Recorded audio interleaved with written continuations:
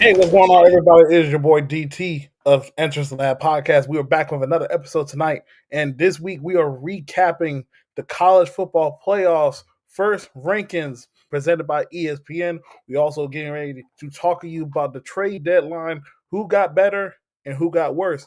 We also giving you our picks for Week 10 of the NFL season. Buckle up! It's time to enter the lab.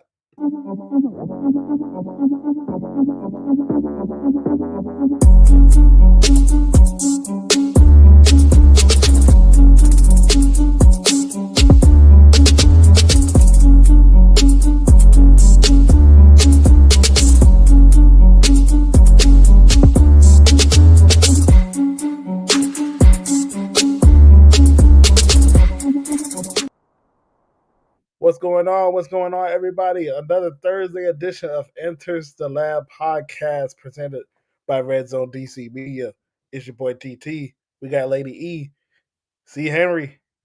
He texted in the group chat saying, we got parent teacher conference. So he'll probably be up here a little bit, but it's just enjoy us too for right now. So, E, how's everything been on your side? Oh, it's great. You know, Falcons things, doing Falcons things, Georgia doing Georgia things. So yeah, we're living it up. Season going on. College football season is coming to a close. Only what? 3 more games? No, 4 more games. 4 more games after this. 4. I'll say about 4ish. In that range, I guess. Yep. It's coming quick. Very quick. Yeah, it is. I think I talked to like my class today. I was like, "Dog, man, it's already November. Like, we legit about to like head to the end. I would say of Yep. college football season. Not only college football, but NFL. Like, it's about to get into the playoffs and Super Bowl things of that nature. Like, it's man, I don't want this to go away. I truly do not. Yeah. Look, we waited all this time for it to come, and it has came, and it is now have conquered, and now we are literally looking at draft picks, looking at seeing what our teams did not make the in season trades, and seeing who we can pick up in this 2025 draft class. Yeah, but let's go ahead and stay with the topic of college football. So for this week, we officially got in our first CFP rankings for the college football Yes. season. The new format will be 12 teams, as everybody knows. So here's a look so far of what we have for the first ranking. As you guys can see, Oregon right now is the number one team in the country. Then you have Ohio State, Georgia, Miami will round out the 4. Then we get to the round out of the top 10. You have Texas at 5, Penn State 6, Tennessee 7, Indiana 8, BYU at 9, Notre Dame at 10, Alabama at 11, and the final team will be a group of 5, which is Boise State. So, E, I'm going to ask this. Probably a 3-part question, I should say. What was your least surprising, your most surprising, and do you think the committee got it right on the first try of the CFP ranking?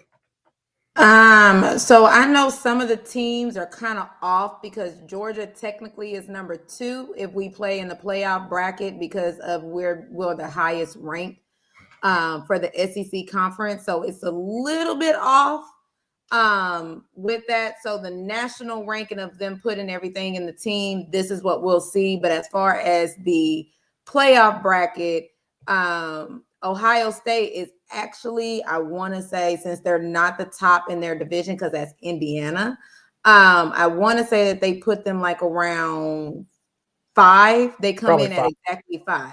Yeah, come in exactly 5 around there. So I will say that they got it right of kind of like what we were hoping to see.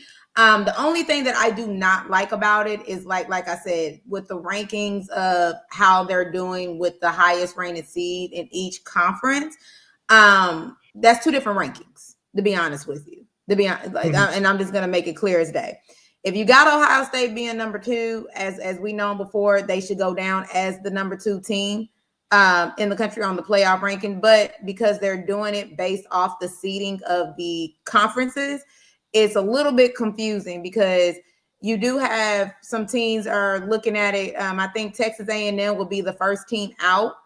The first team out, and I think Boise State will actually be one of the first teams out, and another team will actually jump them. So that's where the confusion comes in for me, that I just do not like with the rankings because of it. But as I said before, and I'm gonna keep saying again, number 13 and number 14, or whoever jumps who, is gonna be pissed. They're going to be pissed. And I don't think they're even looking at the strength of schedules when they're doing it. They're looking at who you played, how you played, and what your ranking is in your conference at this point in time. That's literally how they're going about it. So I don't even think strength of schedule is even counting at this point. So when do you think they will count strength of schedule? Once we get into the conference championship? I be honest with you, I don't think the top four is going to even be touched because that's going to be your conference champions anyway. I think it's going to be number 5 all the way down to 12. And I think when you start getting into like the teams that are having the same record and you're starting to get that 10, 11, 12, I think that's when they're going to play in that strength of schedule at that point. But right now, I don't think that's even a matter. I think they're looking at the who you play, how you play, the style of play, and where you're ranked at in your conference. But then once we get closer and they have to make that final decision, I think that's when strength of schedule will actually come into play. But I don't think it will be the first 4 teams. I think it will just be 5 through 12 where they really have to kind of put that into play for some squads. I don't think all of them. Okay.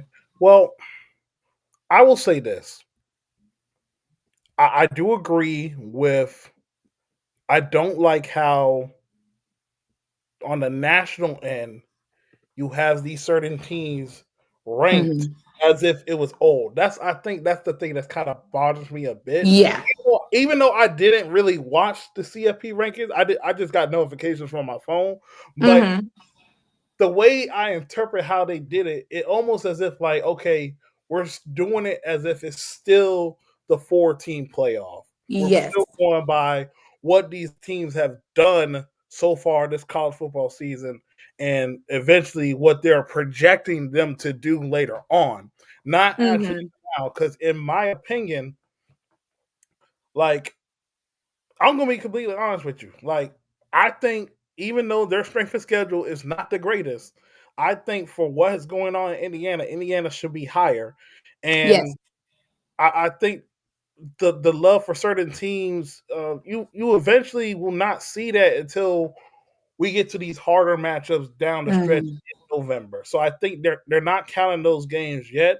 But I do agree, like, for this committee, I think the one biggest thing I want you to do is give us a better a template of how you want to make these rankings for the fan bases and the media, because when you do it like this, it get confusing at times when you're going off of, okay, like, why Georgia should be number 2 or Ohio State, when both of these things, quite frankly, to be real, both of them have great arguments, because yes, did they lose, but they lost to, at the time, or Ohio State lost to the number 1 team in the country, and Georgia lost to an Alabama team. Now, they probably will ding that, but still, Alabama is in at the time.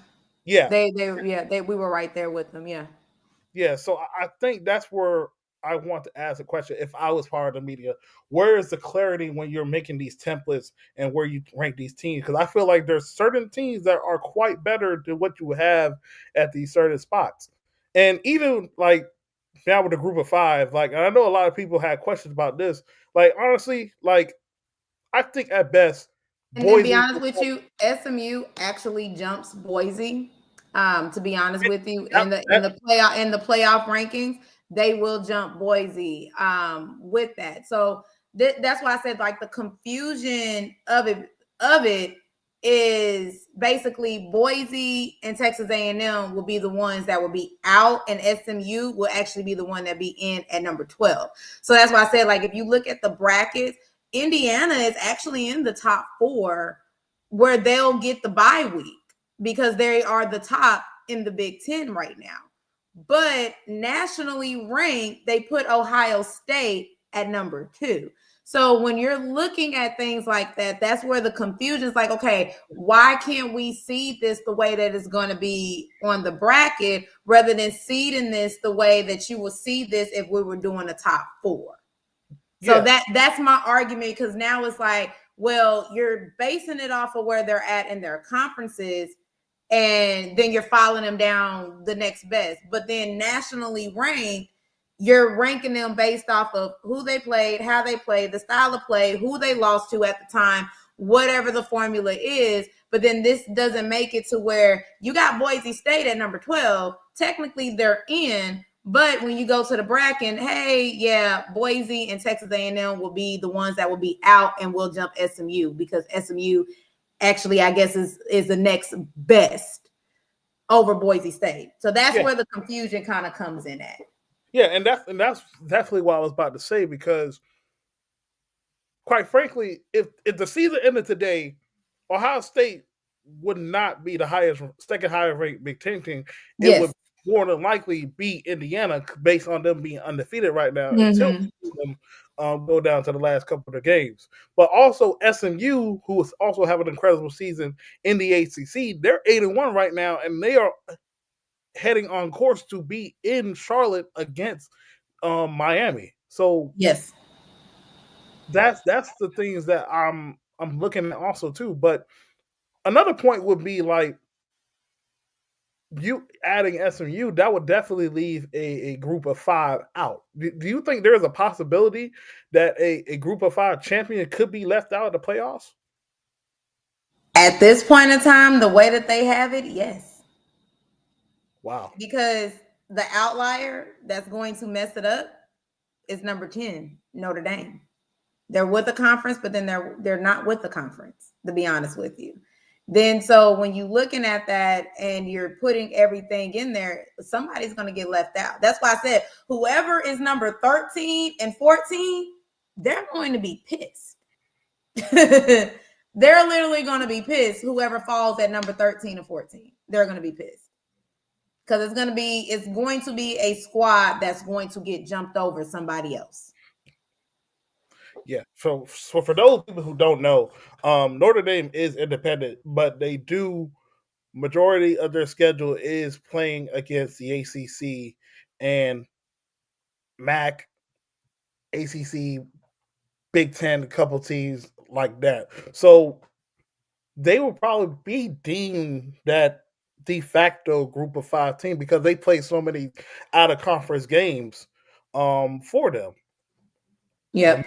This is it's starting to get interesting. I tell you right now, it's starting to get interesting, because now we're heading to the last stretch where you have a matchup like Alabama, who, although they have 2 losses, it's not to say that a 2-loss team can't make it to the college football playoff, but it's very slim to what you have to do. I mean, you look at LSU, 1 loss was against, now we see a bad USC team, but then your second loss was, who did they lose to? It was just last A&M. They lost A&M. They lost on the road. Lost on the Mm-hmm. road to Texas A&M. But then you also see Texas A&M go on the road and lose to a South Carolina team that LSU beat. So I think this game right here for Alabama and LSU, it's more likely if your last resume game, quite honest with you, because after that, you can't get no other good wins after the season. But I still don't see those 2 teams even trying to be able to get into the playoff, because you got SMU, you got Boise State. Well, no. So let me break it down with you about the SEC, Okay. because the SEC this year is actually wild. Okay, so you do have Georgia that's at number 1. Okay, right behind Georgia, I want to say is Texas A&M. And give me 2 seconds. Let me pull this up really quick, so I can give you the actual breakdown, because I literally had to kind of break this down to somebody else about the possibilities of where everything is. So yes, A&M is number 2. Tennessee is number 3. LSU is number 4. Rounding it out, Texas is number 5. Well, with Georgia being number 1 in the conference, you got Texas A&M. So with Texas A&M taking that second loss, that does kind of knock them out, but that still put them second in the SEC. So be honest with you, Georgia has to win out to stay number 1. We have to win out. No ifs, ands, or buts about it. So, I mean, I'm not even, to be honest with you, to even if we lose to Georgia Tech or whatever, the last 2, that doesn't matter. We have to beat Ole Miss and we have to beat Tennessee. Here's why. Because we lose one more to Tennessee, that puts Texas A&M back at number 1. That moves Tennessee to number 2. That moves LSU, and I think I think we'll go before Texas, since we have the tiebreaker over Texas. Now, here's where it gets tricky, and this is where I need Alabama to more than likely do me a good one, do me a solid. Alabama got to win this game against LSU to completely knock them out. Now, that's if we want to see Alabama in the SEC championship. If not, I need LSU to do me that big one and knock Alabama out. So either way it goes, it's going to be implications of where LSU kind of moves up in the seeding for the SEC. Texas A&M plays Texas the last game of the season. If Texas A&M wins and Georgia wins out, it's a Texas A&M Georgia SEC championship. Okay. If we lose to Ole Miss, but beat Tennessee, we'll own that tiebreaker over Tennessee. But then that can move Alabama up if they win, or that can move LSU up if they win. So you kind of see where that, like, if Georgia stays in the mix, we literally got the tiebreaker over Texas, so I'm not worried about Texas. But if you see with the number, the first 3, Georgia, Texas A&M, and LSU, you can literally throw Alabama in there because of how everything goes, because that will give each one of them a 2-loss. So Alabama sitting at 3-2 in the conference, that will kind of level them up with everybody if they kind of win. So at this point, I was going to say, for my Georgia Bulldogs, win out. You got to beat Ole Miss on the road, and you got to come home and beat Tennessee. No ifs, ands, or buts about it. I mean, shoot, I would definitely say for the same thing for my Buckeyes. Like, Ohio State just has to win out. They have to obviously beat Purdue. They have to win this game against a hot Indiana team coming to the Horseshoe, and then you got to take care of business after that. And then we'll see how the rest of the schedule goes in order for us to possibly get this rematch with Oregon in the Big Ten title game. So that's where, like, I think is also a benefit for some of these teams is, even though now you have that tally loss, you have a chance to get your get back. But now I want to tear to another topic, because there's a conference we haven't talked about, and it's interesting that you said that the SEC is wicked, because another wicked conference right now is the Big 12 conference, and Coach Prime is in there right now. So I'm gonna ask you. We just seen Texas Tech pull the upset. We also just seen Iowa State get upset. Well, Iowa State played Texas Tech. It was Kansas State got upset by Houston. Lady E, is there a chance that Coach Prime and the Colorado Buffaloes have a shot to get in the Big 12 championship and win the Big 12 and find a way to sneak in the playoffs? Yes or no? I can see it, but it's really going to come down to those last games. Right now, BYU has not lost. Mm-hmm. And they'll probably be in the Big 12 championship. And the thing is, I don't think Colorado actually sees BYU. And correct me if I'm wrong about They that. do not. The Okay. remaining schedule will be they play Texas Tech, Saturday. They play Utah, they play at Kansas, and they finish with Oklahoma State. And see, and that's going to be that's going to be kind of the detriment. Is because again, Texas Tech is one of those teams you don't know what Texas Tech is really going to show up. I'll be honest with you. And where are they ranked? See, they're number 20. So remember when I said that 13 or 14 is going to be mad? I can literally see them putting Colorado right there in SMU's or Texas A&M spot. If they actually come out and win, it's going to be the matter of can they jump whoever's supposed to be at number 12. That's what's going to be the matter if they can even sneak their way in, because BYU got their spot. They went out, they got their spot. Literally, they have their spot. So coming from 20 all the way up, yeah, Colorado got to put on a show. I hate to say that. They got to put on a show. They got to put on a show, and they got to win out. That's the only way to be in that number 2 spot, to put them even in there. If not, I promise you, they're going to be at that 13, 14 spot, and they're going to be mad because they probably won't be able to jump whoever it is. So they're going to have to watch who I promise you, who was ever in, I'm you know what, I'm just going to be fair. Who's ever in this 10 through 14 spot, it's up for grabs. All right.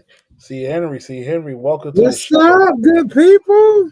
Hey, you just came in on time because we asked that question with Coach Prime. So bring you in. Okay. Let's start off with this. What are your thoughts on the first CFP rankings? You know what? I thought it was pretty consistent. Weren't too many big surprises. I'm glad to see Indiana's in the mix. I'm glad to see BYU was in the mix. Boise's right there. They're on a little bit of the edge there, but there's still a lot of good football to be played. I'm not mad at it. I'm looking forward to some of the games coming up this weekend because, again, each week we're going to have, eliminator type games. So no huge surprises. I think it's going to, each week is going to build that excitement. I'm excited about it. Yeah. I'd be a little bit more excited if my Michigan Wolverines were somehow involved, but that's okay. That's okay. So the question I just asked for Lady E is we already know as of right now who will represent at this time who represents certain conferences. But we know that the Big 12 is a wild mess right now. We just saw a couple of upsets last week, and Colorado is sneaking. Number 2. They're sneaking up. Do you see a path for Colorado to get in the college football playoffs? Yeah, I think I see a path. I think that they would definitely have to win out. And again, you know what? It's going to depend on their strength of schedule. I think, what's going to, what could hurt them is all these Big 12 upsets. If they continue to happen, Iowa State, I think that they needed them to be a little bit stronger, maybe a little bit longer, if you will. But yeah, I think 12 teams can get in, and I think if they went out, they'll be right on the right on the edge of that 12 team. Of course, depends on what other teams do. But if they went out, I think they'll be in a good spot. Yeah, because Iowa State right now is sitting at number 17, and they're 7-1. So yeah, they're 7-1 and 4-1 in the conference, so they're tied as far as conference play with Colorado at being 4-1. So yeah, you look at an Iowa State, you look at a BYU. Of course, they would probably have to. I don't know if they're on their schedule, but of course, they would probably have to meet them in the championship game. One of those two teams. They still have Texas Tech on their schedule, which would probably be them in Utah. Probably be the most impressive remaining games. So again, if they went out and they win that conference, it's hard for me to see the Big 12 being shut out of the CFP. So I think their champion is as long as their champion don't have 3 or 4 losses. I would say BYU, but I just say that BYU, even if they take a loss, they already have their spot. They're number 9 right now. So I'm gonna tell you what. That sounds good in theory, but I feel like it's gonna get juicy. depending on what happens, right? I can see in a world that BYU maintains their 7th or 8th, 9th ranking, go undefeated. But if you lose in that championship game, depending on what happens, maybe they'll have a case. But I'm not sure BYU. I mean, and maybe it's my bias. I still got small school group of 5 on that BYU name. But again, though, I think that they got to do their due diligence too. They can't mess around now. Now let me ask you, I think they'll have a better shot of getting 2 teams in if they go undefeated. If BYU goes undefeated and loses in the championship game. If BYU takes an L anytime between now and that championship game and loses that championship game, they may be out. Oh, but see here, but this is their remaining schedule. They got Utah, they got Kansas, they got Arizona State, then they got Houston. The only ones that I can see that can probably put some fear in their heart will probably be Arizona State. Yeah. That Utah game could be interesting. I don't know what the situation is with their quarterback, but that Utah game could be interesting. It's a rivalry game. Their third string. You would even if like I'm not trying to say something crazy would happen, but rivalry games are crazy, right? You know, like you have to throw records out. Everything is on the line, so everything will be on the line for that Utah team. So they might try to pull all the stops against a BYU, but to that point, when you guys mentioned about the strength of schedule, during the preseason, the strength of schedule for Colorado was ranked 36 in the country. Right now, with the remaining schedule based on the strength of the teams, is now ranked 47th.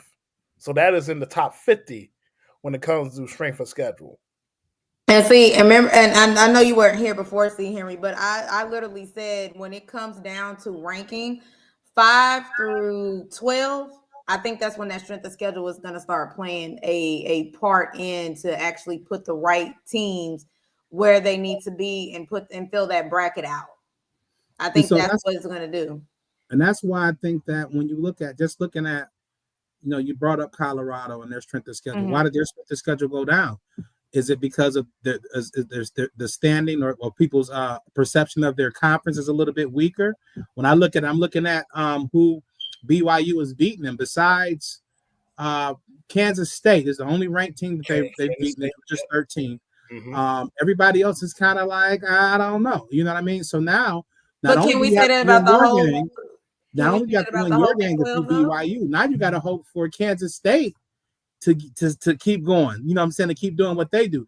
You want to have a good strength of schedule, but at this point, your strength of schedule is only going to become stronger by beating up on each other within conference play. Is that good or is that bad? I don't know. Can we not blame that on the Big 12 just as a whole? That the Big 12 just kind of, in a sense, underperformed in what we thought they were going to do from past years?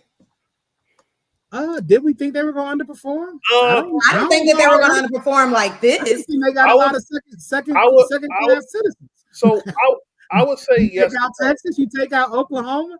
Everybody is doing pretty much what they've been doing. Kansas State is doing Kansas State thing. BYU is out of character a little bit, but everybody else is doing what they've been doing.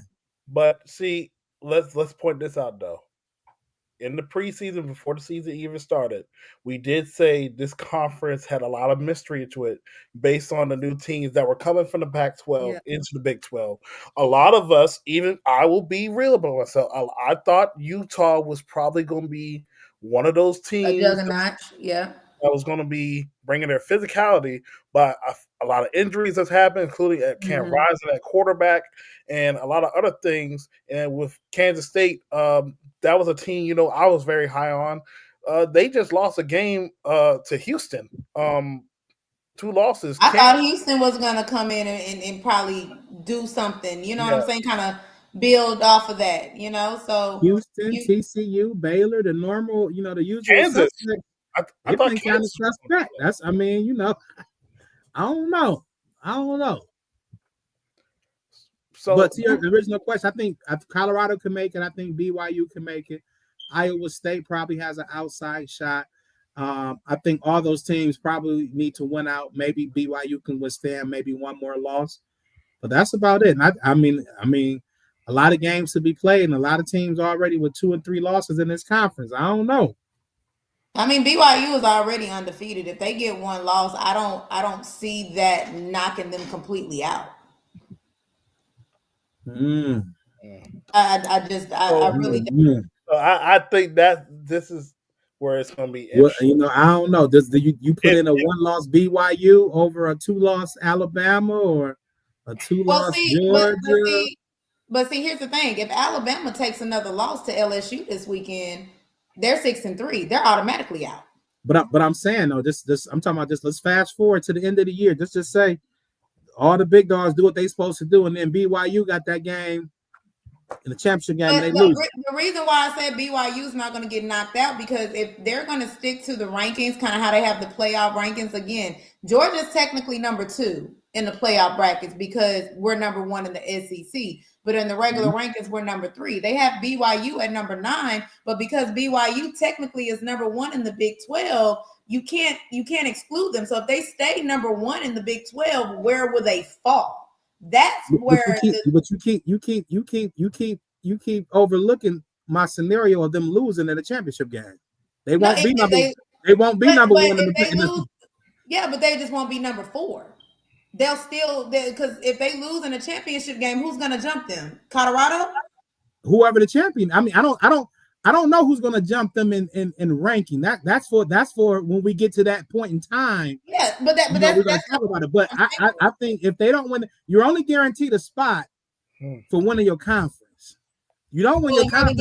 All bets is off. Now we compare. Now we doing the Florida State comparison to teams last. So if you win your conference, you're the top 4 of that. So you're going to be the top 4 of that. But the problem is, are you going to put? And I'm just throwing this out there. If a Colorado team is actually sitting there and they beat BYU, are you going to put that Colorado team at number 4? When you probably have another conference that has an undefeated team. I don't know what all the rules are. I'm just saying I don't know who's gonna be what. I'm just saying there's a chance that this conference can possibly only get one team in the playoff. Where they rank that, that's for debate a little later on. I think that they haven't sewn it up enough where they guarantee 2 teams. Okay, it says the 4 highest ranked conference champions receive a first round bye, and a 5th conference champion is guaranteed a spot in the field. So So if you want, Big 12 is the big, So if the Big 12 is actually 4 conferences right now. Yeah. So if the Big 12, if they feel like there's a higher conference over than the Big 12 automatically get that number 5 spot. Now if there's going to be another team. No. He said conference champion. No, but I'm just saying, but they said the highest rank. So if we're looking at the 4, and they don't. 5. Yeah, so we can have a second. You can have a second place Big 12 team, not and a lower ranked. I don't know. Let's say ACC. A lower ranked ACC champion will get that fifth spot over the higher ranked. I was just putting in a scenario that if the Big 12, if they consider the Big 12 in that spot, then they have a guaranteed spot with that. If they consider the Big 12 to be that in that 5th spot rather than the top 4.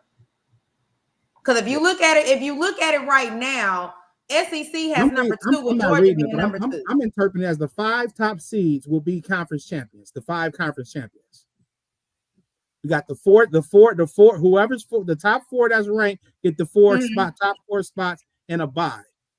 The 5th champion, whatever record that may be, whatever. Currently right now, how they have it, if the playoffs were to happen, that would be Ohio State. Oh, so they haven't won in the Big 10? No, they don't have Ohio State winning the Big 10. So I wonder if they just got 5 teams there because they can't predict the champion right now. No, they can't predict it, but they're going to me. See, Henry, this is what I said. From the way they're doing these rankings, they're still going about it as if it was a 4-team playoff. in a sense. Exactly. Like you remember, even though a team like Ohio State lost, they lost to the number one team in the country, so they're probably deeming that okay, they have the better loss than I get how they're ranking, folks, but that wording that you just said is going to supersede the rankings. You see what I'm saying? It's going to, but if the playoffs were to start today based off of their rankings, Ohio State will have number 1, Georgia will have number 2, Miami will have number 3, and I forgot who they put number 4, but Ohio State will round out and be number 5. Oh no, Indiana. They put Indiana there, and then Ohio State actually runs out. Right now, Indiana is the second highest team in the conference. So if they're basing it off of where people are right now with the highest ranking, and that's why that's why BYU will be lower for the Big 12. That's why I said, like, if they take a loss, they can still get in. But the problem is, like you said, if there's going to be a second one, or can somebody jump them? So there is going to be a conference that's going to be left out. That's why I said whoever number 13 and 14 is going to be pissed, because it's going to be that conference that's going to be left out. Can you imagine the conundrum that would be? Because right now, Boise State is not number 12 in that playoff ranking in the bracket. They jump, SMU jumps them. Okay, I need to find the ranking that you're talking about. Let me go. Because they actually had it when they did it, because the rankings are totally different, because SMU jumps Boise State to be number 12. Just like how they had the scenario that even though Oklahoma was number 12. Okay, now listen. Now I understand that SMU jumps them because SMU is in the ACC. Yep. So, but we already have an ACC team. Who's the ACC team? Miami. It's a conference going to be left out. Hold on, wait a minute. What you mean? Okay, hold on, wait a minute. So I found it right here. I'm about to share with you guys right now. This is the bracket that they showed on during the show to explain the seeding. In terms of the seeding, this is how they envision it. Oregon number 1, Georgia number 2. Did you have it put up, DT? Do y'all see it? I don't see it. I've got to hit the stage button. So you have Oregon number 1, you have Georgia 2, Miami 3. So BYU is number 4.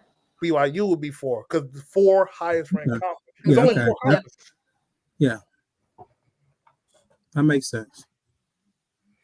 But the thing is, though, Indiana's 9. And what are they here? They're 8, 9, and Ohio State is 5. Yep. So Ohio State is the highest ranked team, not a conference champion. Mm-hmm.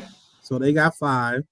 So SMU will be the first one out. So they did put Boise State there, but if SMU, I wonder how they're going to do that 12, because they did say that that SMU will Boise State. Crucial, bro. Like, you're going to have chaos if you have. But you've seen the scenario that they did. They had Oklahoma at number 12, but because Liberty was the next highest ranked conference champion, they jumped Oklahoma, and they put Liberty at number 12. So that's what I'm saying. It's like it's at the end of the day, you want to be number 4, you want to be that 1 through 4. But I mean, look, how many Big 12? How many? You got 3 Big 10 teams. And I mean 3 SEC teams. Yeah. 1 Big 12 team.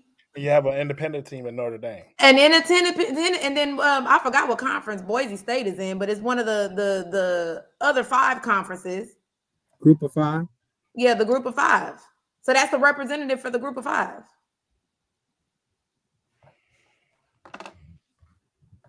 Yes, I mean. Oh, ACC only gets 1, and Big 12 only gets 1, but Big 10 SEC gets 3 apiece. That's why I said number 10 through 12, or matter of fact, let me take it back. 10 through 14, they gonna be the ones sitting over here. It's going to be just like that. Because I think number 5, 6, and 7 is gonna be sullified. Somebody gonna be sick. Very sick. Every year, that's how it is, baby. Get your puke box out. Somebody gonna be sick for sure. Like, because again, but that answers your question. Could the Big 12 get somebody else in? No. But then the Big 12 might get. I think they can slide one more in there. Again, there's a lot of football to be played. There's a lot of games to be played. You know what I'm saying? We might pop Ohio State. You know what I'm saying? Stranger things have happened. You know what I'm saying? I mean, you never know, man. You never know, man. We might pop Indiana. Somebody getting popped. So somebody getting popped. Ain't nobody getting out of here unscathed. That's all I'm gonna say. Somebody in this red getting popped, DT. You better hope it ain't scarlet and gray. But somebody in this red. Of course, you'll say scarlet and gray. You guys been popped about 4 to 5 times already. It's okay. We're gonna take somebody with us. We're gonna take somebody with us. We're gonna take somebody with us. You ain't taking me with you. This whole season will not be in vain. I'm gonna tell you that. All about myself. I'm gonna tell you, mark my word. November 7th. To the topic at hand. I'm neutral, y'all. I'm not in this fight. That's all I know. We got red this week and red in 2 weeks. Somebody gonna get it. That's all I know. Ain't nowhere near November 29th. Ain't November 29th yet. Somebody gonna get it. That's all I know. All right. Okay. Back to the topic at hand. He's trying to get me started.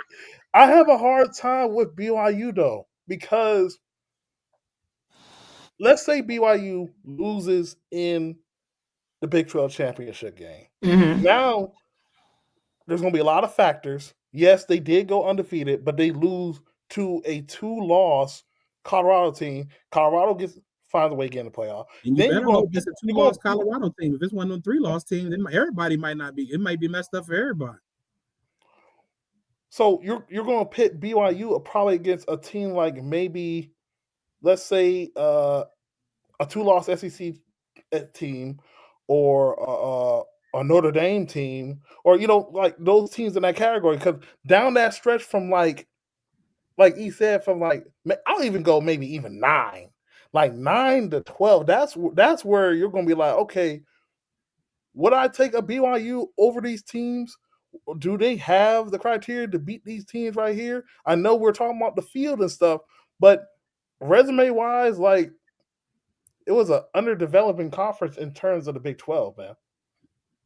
Yeah, I think they'll be okay with the 1 loss, depending on who does it, by who, and in the fashion. You don't want to lose to a 3 or 4 loss team your last time out. You don't want to do that. BYU, and then it depends on how high they get. If they get up to 4 or 5, you know what I'm saying? Somehow, if they get up to 4 or 5 in the ranking somehow, maybe they'll be able to take a loss and fall down to 10 or 11. But if it comes down to like Notre Dame with 1 loss, a Boise State or SMU with 1 loss, they may be on the outside looking in. They may be. A Pittsburgh, you know what I mean, with 1 loss. I don't know. But again, there's some games still to be played. So there's still some stories to be written. We'll see. But like I said, that will be the bracket based off of if the playoffs were to start today. That's how they're setting it up, which does not correlate with the rankings. So y'all, please don't get that twisted. This does not correlate with the rankings. Yeah, most definitely. All right, let's go ahead and jump into the NFL. So the NFL trade deadline has officially ended, and we got a bunch of new guys in new places. Let's go ahead and start off with CHenry, as the Detroit Lions get some well-needed help on the defensive front, trading for defensive end and edge rusher Zadarius Smith. How do you grade that trade for your Detroit Lions? You're on mute. Big time move for us. I give it a B+. We didn't give up too much. Gave up a 5th round pick in 2025 and a 6th round pick in 2026. I think we get a 7th round pick back along with Zadarius. I believe he's under contract for next year as well at a number of, I think, $5.4 million. So it makes sense for us this year and next. Of course, we lost Hutch, so we needed somebody to kind of pick up, where he left off and provide some pass rush for us. So good move for us down the stretch. And again, a move that's going to be beneficial for us, not right now and also in the future. Yeah, I agree. Nice pickup. Yeah, you guys definitely needed that. Now I've been hearing a lot of people say like, there's a possibility that Aiden's able to come back. Do you truly believe that? I don't know, man. There's been some talk about, if if the bone sets right and he heals correctly, that he can be back by Super Bowl or late playoff run. I'm other thinking, man, I just want him back 100% whenever he's back. So, if he needs to take the whole time to heal, that's fine. If he's able to come back with no type of without putting himself in any type of further endangerment of injury and make that playoff push, hey, we would gladly have him back. So either way, man, I'm good to go, man. All right. The Washington Commanders made a move as well, as we had traded for Marshawn Grabby Lattimore Laddie. to shore up the secondary. I'm gonna be completely honest with you. I think this was a great move. I'm gonna give it a B plus only because obviously from what I've seen, he's still dealing with the hammy, but that is definitely a move that we definitely needed because if for those that follow me on the Commander podcast whatsoever, I clearly stated that as of right now, the corner one was not on the team, so this secondary was getting by with coaching by putting Mike Sanders still on the outside, putting Noah Iganagami in the inside, and still have Benjamin St. Juice on the outside as well. And Benjamin St. Juice has been the main person going up against the wide receiver ones. So with the addition of Marshawn Lattimore, he's able to follow the number one receiver. St. Juice will go on the other side, go against the corner two, and also be able to put the safety in the box, CHenry Chin, to help stop the run game just a little bit. We've been getting gashed in the run game and be able to play the type of defense that Joe Witt and Dan Quinn wants to play. So I definitely also see this move as obviously, look, in this division by itself, you got Malik Neighbors, you got A.J. Brown, Devontae Smith, and you got C.D. Lamb. You need a guy to go up with against these wide receivers um, every year. And I think Marshawn is definitely the guy. Obviously, we've seen him against his battles with Mike Evans. I kind of hate in a way that we're not going to see it. We might get that now if they schedule some games against Buccaneers, but Marshawn Lattimore, we know he's a 4-time Pro Bowl corner, and he's one of the best corners in the league when healthy. Yeah, man, that's a big time get for you guys. I like that a lot for you. Definitely needed a little bit of help in that secondary, even though the defense has been, fairly good against the pass, but definitely gives you a top-notch corner. You can kind of push, St. Juice down a notch, if you will, and put my boy Mikey back in the slot. He's kind of more natural there, or use him kind of as a chess piece, if you will. You move him all around and let him do his thing. But I think it helps the whole secondary with their depth, their talent. He can come in there and coach some of those young boys up. He can talk to Forbes. I'll be forgetting you guys got him. You know what I'm saying? Sometimes maybe get him on some, get him on some. I thought he was going to get traded, man. I ain't going to lie to you. I thought they were going to find a trade partner and maybe get too early to give up on him. You too early, man. Give him one more year. Man, one more year in the system. This dude took a picture of him at legit missing a tackle and tried to make it cool. Just let me know how many flags Grabby Laddie's going to get y'all. Not Grabby Laddie. Ain't gonna be no different what St. Juice do. Look, I'm cool. I'm just saying, Grabby Laddie's out of my division, so I'm straight. Grabby Laddie is y'all have fun with him. Nasty word. I don't know. Wait, did we have an episode last week? Yeah. We talked about a couple of these guys. Talked about a couple of these guys. Greg Newsom, Marshawn Lattimore. We didn't know if he was healthy or not. So how long is he expected to be out? Or is he expected to play this week? What's the I'm gonna be real. I think my gut feeling is I don't think he'll play this Sunday, but I think he'll play Thursday. Okay. Against Philly? Yeah. Cool. I can't wait till you see the Saints again though. We do play the Saints. I legit forgot about that. Can't wait. That's gonna be a good game. Oh man, that's nasty. I forgot. Somebody might get 50 put up on him. I don't know. I don't know what's going on. Somebody, I don't know. New But Orleans, man. I don't know I what's wanted going to touch on a trade last week since this team on. Okay. played tonight. So Ravens traded for Deontay Johnson, Mhm. as a wide receiver. Cool. Are y'all cool with that move, or do you think they should I have? feel like I feel like the Panthers are just selling house, trying to just stack up on picks and basically rebuild because they're actually starting Bryce Young over in London. Well, I take that back, Germany on Sunday. So I think right now they already know that they're selling the farm, get the picks. Bryce looked good the past couple games, though. I ain't gonna lie.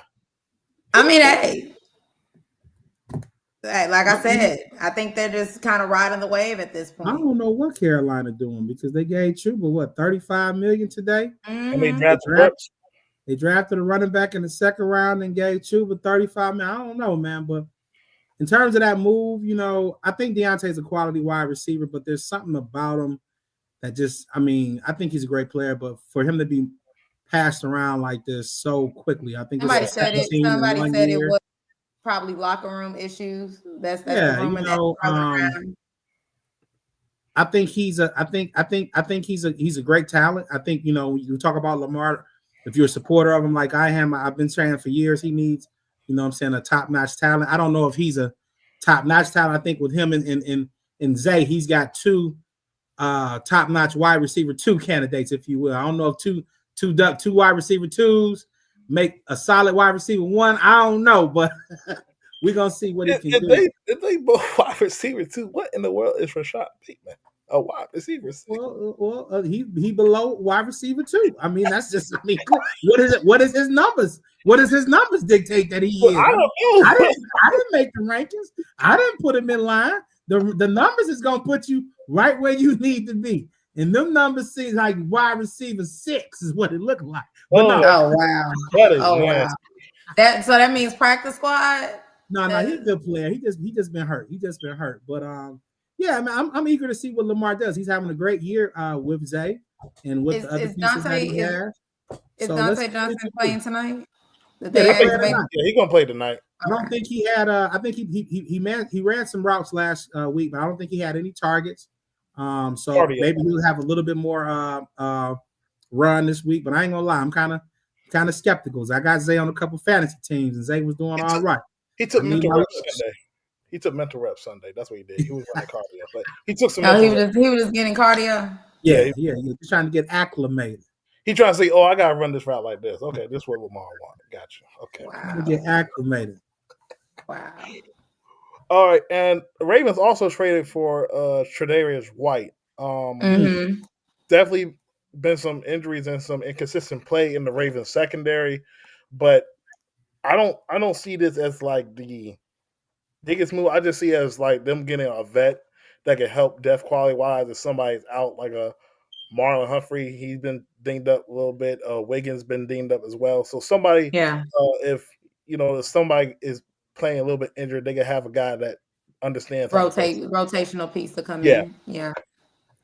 Yeah, I'm not. I hate to say if folks are watching that, but we haven't seen them play consistent football in a long time. I want to see how much juice he has left in the tank.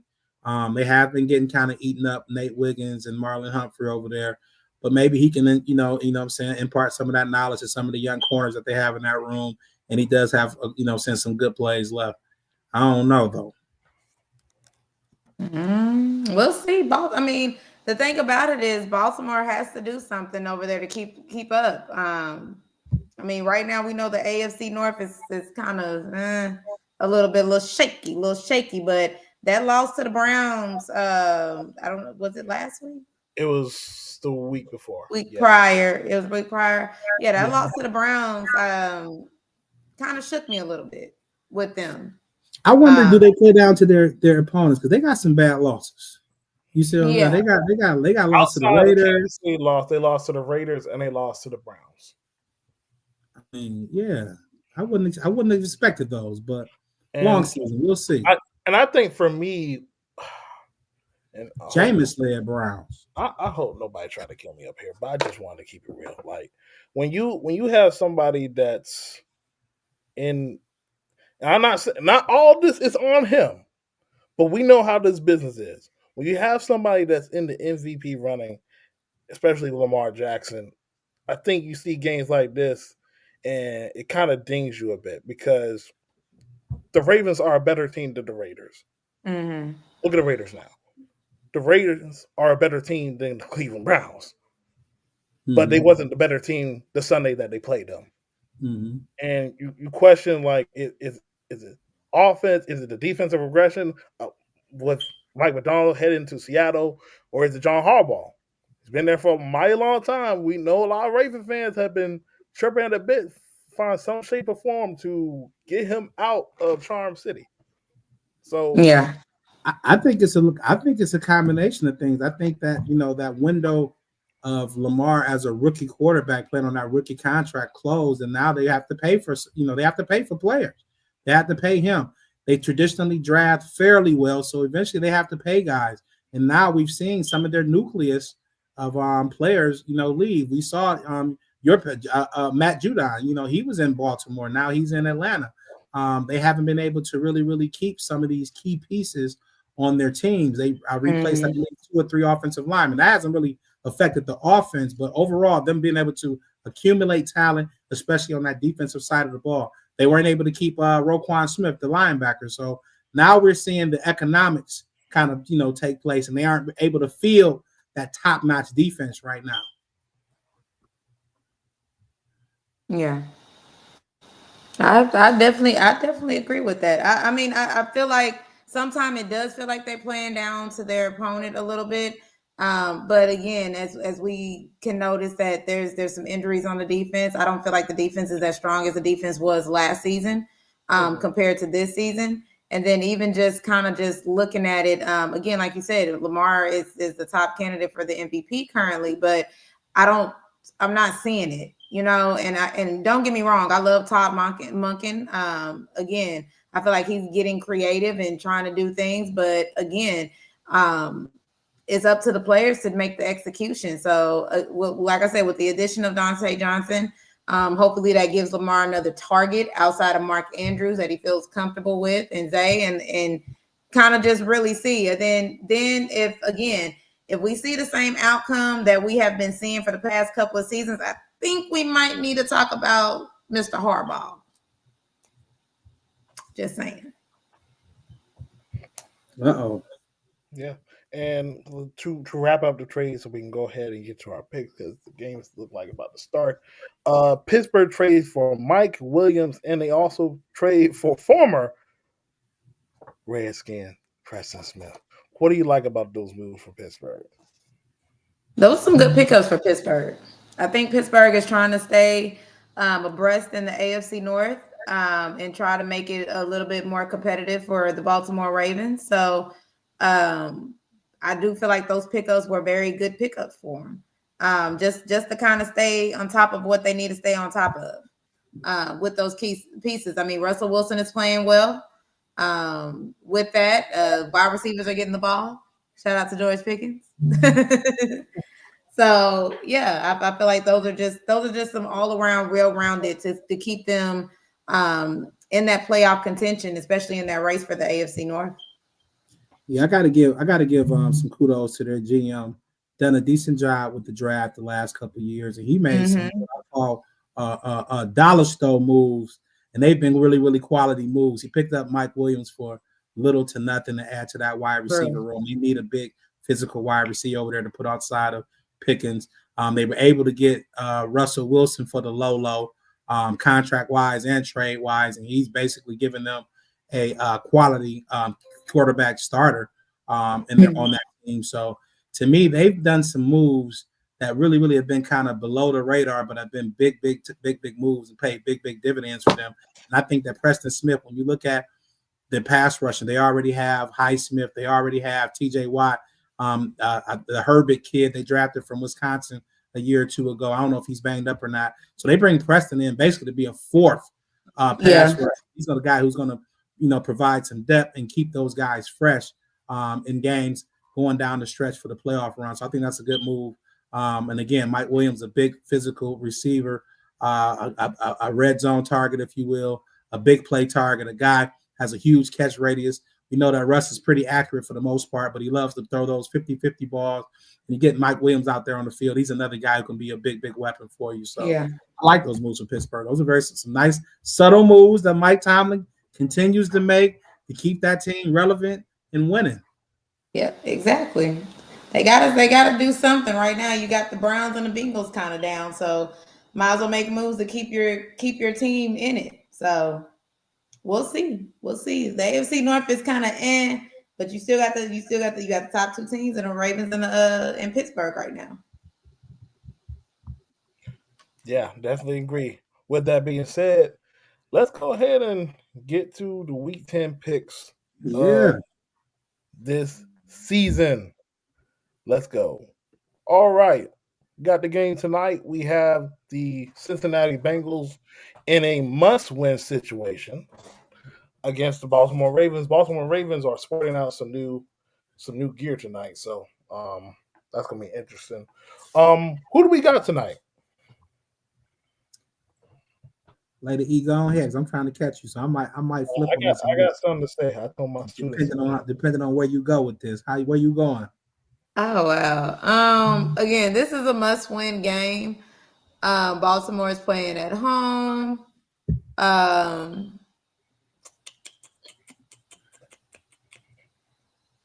kind of want to give it to the Bengals. Kind of want to give it to the Bengals. Yeah, I think I'm gonna go with the Bengals. Going with the Bengals.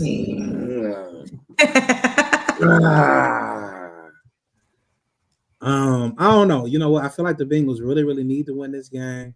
They're a little bit banged up. You know, if they would have had T. Higgins, I would feel a little bit more confident about it. I think there are going to be points scored. 53.5 is the over/under. I think there's some good weather there. 6.5 points for Baltimore. I'm gonna go Baltimore in this game, man. I thought you was gonna go Baltimore because they had the new purple stuff on and stuff. I'm gonna go Baltimore in this game, but I think it's gonna be a tight game. Wouldn't surprise me if Cincy won it. I'm gonna take the points though. I'm gonna try to make me some money tonight. I'm gonna take them 6.5, but I'm gonna go Baltimore. Hey man, look, I had a conversation because my kids they always want to talk football every single time in class when downtime. I told them tonight this is a must-win game for the Bengals to try to at least get one of those bottom seeds in the playoffs, try to find a way to sneak in. Joe Burrow is 1-5 against the Baltimore Ravens. 1-5. Dang. No, they gotta win. So when you talk about the quarterback hierarchy, a lot of people have always put him number two to Mahomes. Personally, I have never seen him as the number 2 guy. To me, it's always been Lamar. This is a must-win game for them, man. If they don't win, it's going to be a lot of questions about Joey B. So I'm taking the Baltimore Ravens to take care of business, and talk shows will be talking about Cincinnati tomorrow morning. We'll see. Okay.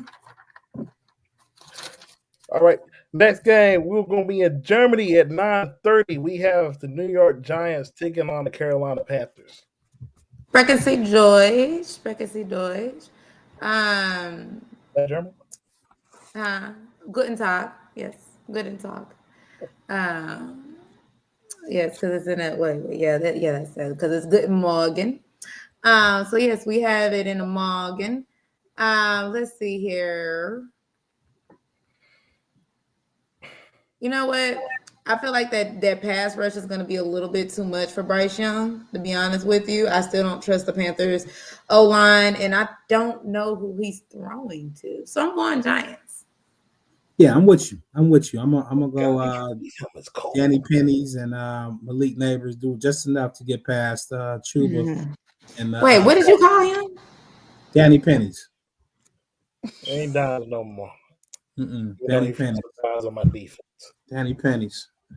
He might not even be that with these new tariffs that we finna have. He might not even be that. Danny Pesos. You know what? All right, so I guess we're all going Giants. Mm-hmm. Yeah, I got the Giants as well. Auf Wiedersehen to the Carolina Panthers. Bold prediction. The Carolina Panthers give up 115 passer rating when they're facing wide receivers. So if you want to start Malik Neighbors, Start Wandale, Malik Neighbors. Malik, he gonna get them targets.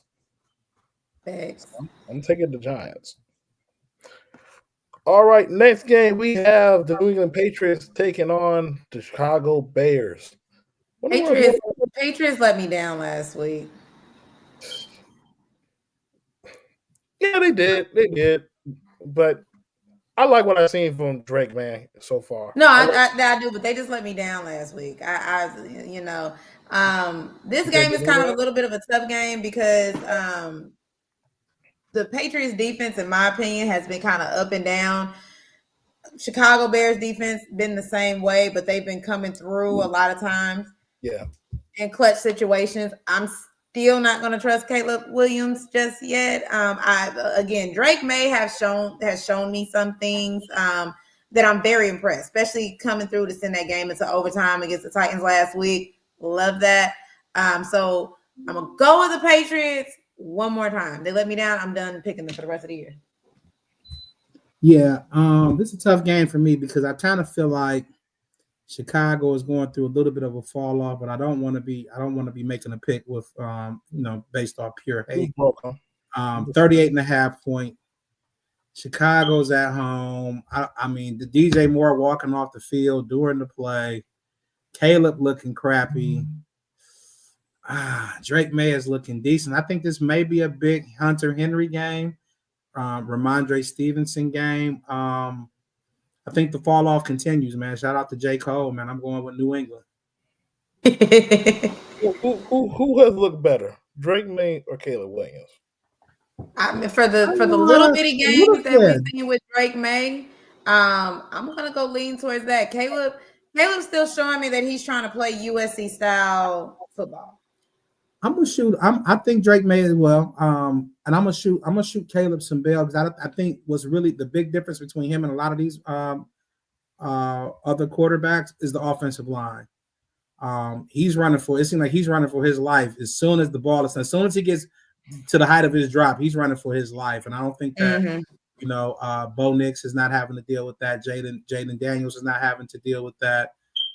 Even to an extent, Drake May isn't having to deal with it. Maybe the complexity of the offense. Maybe they're not leaving guys in to protect him. Maybe the guys in front of him just aren't good enough. Some folks feel like the offense that Caleb is running may be too advanced for him. But whatever it may be, it'd be looking kind of crazy out there. Don't be looking real crisp. So no honey nut, no honey nut Cheerios. It's real soggy. It's real soggy. You know what I'm saying? Raisin Bran. He looking like Raisin Bran. He got something wet in that diaper. It's not looking right. No. Don't sit on that. No. All right. All three of us are taking New England. Bills versus Colts. The Bills. Okay, the Bills. I don't know if it's just too much pressure on Flacco. They kind of disappointed me too last week with that because they played Houston. Remind me, y'all. I'm drawing a blank. They played Houston last week, right? Okay. Houston is injury prone, and that should have been an easy game for them to win. Still love CJ Stroud though, but who played Houston? Who played Houston last week? Didn't the Colts play Houston last week? Or am I tripping? No, it was the Jets. Jets played Houston. It was the Jets. Okay, I'm like, wait, yeah, I'm drawing a blank. That should have been an easy game too for them to win. I'm going Bills. I just think right now Flacco is kind of he got to find his groove again. All right, I got the Bills as well. Vikings, Jaguars. I'm taking the Vikings. Oh yeah, Vikings. Me, please. Yeah, I'm gonna go. Because ain't Trevor hurt too? Yeah, I'm gonna go Minnesota. Yeah, there's talks about him. He might need to go on IR. Go on IR because he's gonna be out for the season. Yeah, he got a. I might They need. said he. I might need to. I got a couple trade offers for Brian Thomas. I might need to retract those. I know he was a little hurt. I didn't know it was IR related. He got hit in practice. I think it was during the game, but it was. They said it was a shoulder and might require surgery. So, jeez, okay. He's seeking a second option. Yeah, but Vikings, me please. Score. All three of us going with the Vikings. Mm-hmm. Broncos, Chiefs. Give me Chiefs. I think it's gonna be a close game, though. I think it's gonna be a closer game. No, it's gonna be a very close game. Broncos always play them close.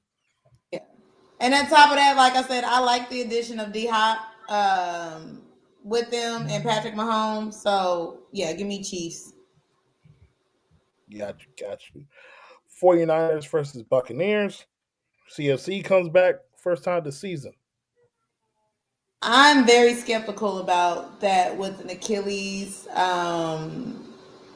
flare and different things like that. Bucks are still the Bucks. They're playing tough. They're playing hard. Shout out to Tyke Smith, Georgia Bulldog. He's actually been playing very, very, very, very well on the defense. 49ers have not shown me spunk with that. And who else are they throwing to besides Debo and Kittle? Who else? Pearsall, Juwan Jennings, Chris Conley, CMC, Ronnie Bell, the fullback. Is Pearsall, because I know Debo's probably the number one target right now because that's the vet, but is how's he's growing week by week. Okay. He's growing week by week because he's been out so long. So he's team. So I'm probably still going to take the 49ers. I'm going to take the 49ers too, but again, it's going to be close. Game. 50 points, even without Mike Evans and Chris Godwin. Well, they got that's the thing. They got Baker Mayfield, and their freaking tight end is like a big time wide receiver, man. And they still can run the ball well. So I think San Fran's got a little bit too much. I'm gonna go San Fran. Yeah, I'm going with San Francisco. I agree with y'all. All right. 49ers. Titans versus the Chargers. Hey man, Chargers sneaky, man. Top defense. Man. I'm going with the Chargers. I think that last win against the Patriots was a fluke. Go Chargers. I'm gonna keep my eye on them, man. They playing good. Yeah, my fan base is already saying that'll probably be an L when we play them. They actually coming to Atlanta, so that might be an L on December 1st. We'll see. All right. We're gonna go a little bit rapid mode. We got the Jets and Cardinals. I'm taking the Cardinals. I'm picking the Cardinals too. I'm with you on that one. Ooh, that's a tough game. 46.5. Jets by 2. Got to travel across the country. Listen, I'm going to go with the Jets on this one. Arizona's been playing some good football, but this is make or break, man. If A-Rod don't win this game, it's over for them this year. So I'm going to go with the New York Jets, try to make up some ground on y'all. All right. Give me Eagles. Yeah, go ahead with it. Philly? Eagles. Man, Dallas is. Give me Detroit. Houston's injured right now. Yeah, them hot boys. Detroit takeover. Houston takeover. Yeah. Man, I got to fuss with one of your young boys, man. He a Lions fan. He one of my students. He said, y'all sleeping on. I was like, how we sleep on somebody that's the number one ranked team in the NFC? Listen. We not hearing the hype. We still at the bottom. Tell him they sleeping on them, dog. They sleeping. We still at the bottom, baby. Come on. Miami versus the Rams. This game right here, I'm iffy about this game. Me too. I'm gonna go to Rams. That's where I went with. You know what? Hold on. Now, Monday night though. Now hold on. Tyreek Monday night game. We got. Now see, Miami, I'm gonna tell you what. This is gonna be crazy. If my man was wearing that extra helmet, I might go with him. but I'm going with the Rams. If I he was quit. wearing that extra helmet. Hopefully the Rams can get some of their injured players back. Because I Puka, know, don't sock nobody, Puka. and Puka don't punch nobody no goddamn mo. Uh-oh. Cause baby, that man threw a swift right hook. With nothing on it, with no mustard. With nothing on it. Give me the Rams. Give me the Rams. Yeah, I'm going with the Rams too. Two reasons. One, I need Miami's third round pick that we got for them to be a little bit lower. And two, I just think the Rams, once they're starting to get healthy, just like last year, they start to find their steam. The young defense is playing together, or the defensive front starting to get turnovers. They're running the football. Puka and Cooper Kupp at wide receiver, they're making plays. That NFC West, with the amount of injuries that the 49ers are dealing with and the downfall of Seattle so far, it's starting to get to that two-team race between Arizona and the Rams. Yeah, I can see that. Arizona was sneaky this season. All right, I'm going to take the Falcons over the tanking Saints. Definitely the Falcons over the Aints for sure. And Kyle Pitts better get over 7 catches, bro. Well, I mean, no, I don't know about Kyle. This we need Money. Keep doing what he's been doing. London is not playing. Majority of the snaps is going to go to him. You're probably going to see a little bit more from Ray as well, and probably a little bit of Cordell Hodge in there as well. I'm sorry. I don't mean to cut you, but you say who? You say Drake not playing? He got a hip pointer, so he might not play. Yeah. So majority of the targets is more than likely going to go to Cal, but you're still going to see Ray a little bit more, maybe even Cordell Hodge also in there, thrown in there as well. Okay, that's good to know. Put us up on game. Hey, has he practiced this week at all? He didn't. He just went through walkthroughs. Bengals are in the red zone. Bengals are in the red zone. Let's score, Bengals. Bingo. Let's go, Joe. Let's go, Joe. All right. Here's my question for you for this Washington Commanders game. Here's my question. Then are you in your defense? I mean, I'm gonna be honest with you. I got faith in my defense, man. Like, they're not terrible. It's just that certain spots they just give up unnecessary yardage. Now I know the run defense has not been up to par.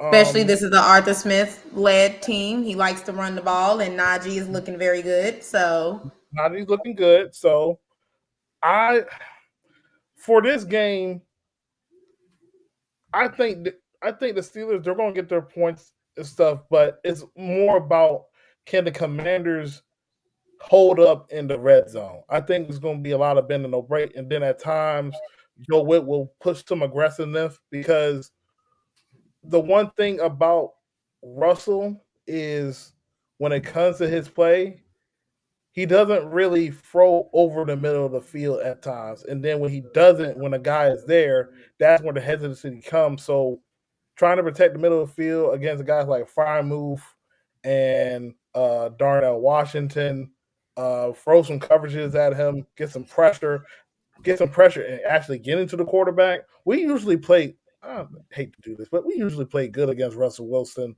Okay. So I think for me, the biggest challenge will be our offensive line against their defensive front. And that's what I was going to ask. Who is going to be the one to stop TJ Watt? It's going to be a collective effort. It's going to be a lot of chips, some screens, quick game. Sometimes Jaden might have to use his legs a bit, but TJ Watt, Alex Highsmith, Hermberg, Preston Smith, this is going to be the best healthy defensive front that the Commanders will have seen. Yes. Yeah, so yes. I'm definitely going to be excited to see how this young O-line holds up. But I think for me, whoever holds the drive and actually converts in the red zone, I think wins the game. But I have biasly more faith in my offense than the Pittsburgh Steelers offense. I mean, it's the Arthur Spence led offense, so we just pew. I really want y'all to win that division over there on the East. I really do. I really want y'all to keep the pace and stay the pace, and do that. Get that boy. He already got Rookie of the Year, but with this. Sound like some pandering going on right here. Sound like some pandering going on. No, it is. It really is. Because what scares me is just that offensive line. I know he kind of was doing that, and saying that they're young up front, and TJ Watt can easily be that difference maker of a game on that defensive line. So but to that point, though, a lot of fronts that everybody told us they were going to get a sack on us, they ain't getting no sack on us. I'm not saying he ain't going to get no sack. I'm just my Bull's ready. Yeah, that's what I said. I'm just saying TJ Watts could be that different maker, but I'm still gonna go with Washington. I'm still gonna pick Washington. Okay. Well, with all that being said, I think this is going to be definitely the biggest challenge so far of the young season. I think that they Pittsburgh presents some challenges. Again, their run game, offensively, a veteran quarterback, a solid offensive line. We're going to find out, right away how good the secondary is. I think there are going to be challenges. They are going to be challenged by Pickens a little bit. And I think this is going to be a game that we really, really a litmus test, if you will, for Washington. I think it's going to be a tight game. I think I'm torn. 44 and a half, 2.5 point favorites for Washington playing at home. I ain't gonna lie, man. I'm gonna go with Pittsburgh in a nail biter, man. I think, man, they get it maybe by about 1 or 2 points. I think the experience and again that defense. I want to see how Washington deals with Alonzo Highsmith and T.J. Watt, Minka Fitzpatrick on that back end, Joey Porter at the corner. I want to see how Cliff Kingsbury adjusts to the adjustments. You know what I'm saying? Now that folks have a half of season to look at his work and some of his previous work, can he step his game up? And I want to know, man. I want to know. This is pretty much a toss-up game, and I'm going with basically the more veteran seasoned team right now. But I can see this game going either way.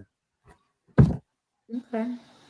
But y'all still my cousins, though. Y'all still my cousins. Yeah, ain't no biggie, man. We're here to shock the world. Yeah, I'm rolling with them. Until they play us, but I'm rolling with them. Yeah, that's gonna be a nice game. That's gonna be nice. That might have some NFC playoff implications. So yeah, it's the season. Because they're number 2 and we're number 3. So the season's starting to build up, man. Build up. Each act has gotten more and more drama, baby, and I'm enjoying it. Oh yeah, that game gonna be flex.